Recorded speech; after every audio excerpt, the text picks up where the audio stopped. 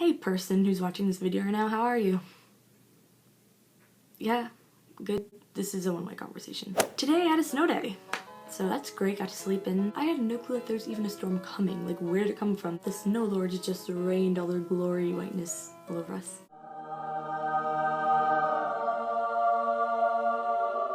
So today I'm gonna be doing something that Phil Lester, Amazing Phil, my son, has created. He did all these videos explaining why he was a weird kid, and I know that I was also a weird kid. So if any of you guys know me, I hate water, I hate the taste, it makes me gag. I don't know why. I think this might have to do with it, I'm not sure, but when I was younger, I thought that you get diabetes from drinking too much water. Don't question me, okay, please, like, remember when Nick Jonas had diabetes and it was like a huge thing? I thought he just drank too much water and I felt so bad. I was like, oh my gosh, Nick Jonas. Maybe my brain hasn't put the two together that that's not right still. I don't know, so I was scared to drink water after that. It turns out you don't get diabetes from water, so that's nice. And it's a pain though, it's so inconvenient that I don't like water. My body was like, don't need it. I also hoarded literally anything. It was not even good stuff. It was all just band-aids. And at my elementary school we had this thing called the free table, which was basically a giant table with a bunch of books on it and you can just get them for free. The amount of books that I've taken off that table in my time, I could have my own library. And I had this big rock collection. They weren't even good rocks, they were just from the parking lot. And I would be like, oh my gosh, I need it. I need it. So the third thing is where I thought babies come from. Which was wrong.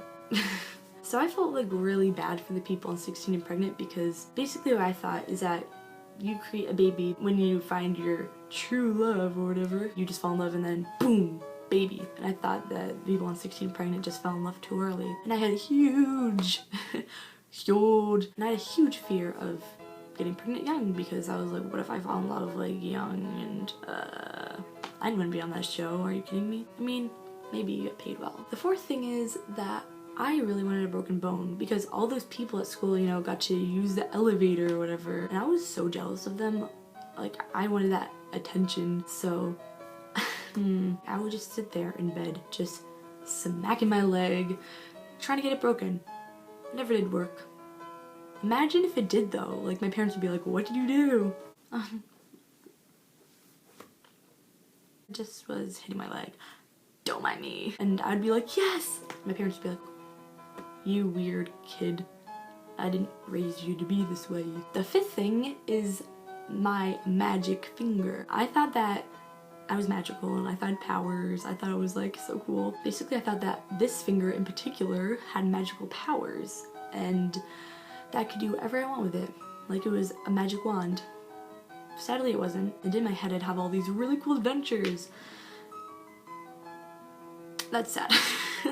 That sounds so weird saying out loud that I don't want to talk about it anymore. So another thing, 4th grade, I was a pencil stealer. No. I know what you're thinking. Oh yeah, you just borrowed someone's pencil, and just didn't give it back. I took that to a whole nother level. Every time I'd see a pencil just sitting there on a desk or just on the floor, I'd pick it up and I'd just take it and store it in my desk. And at the end of the day, I would just take all my pencils and just put them in a bag. And I had this giant bag just filled with pencils. And everyone would just be like, what happened to my pencil, man? I had it. And I was never caught because I was a really quiet person. So nobody would think that was me, but it was. And it was a huge bag that I kept it in. I put it in at home and I think my mom found it once and was like, where'd these all come from?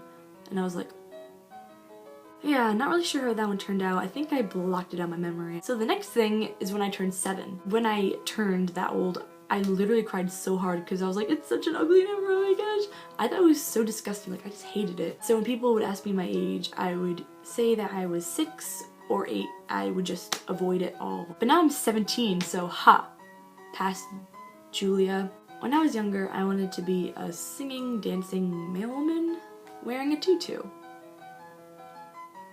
Sounds great, right? But just imagine. Mail time.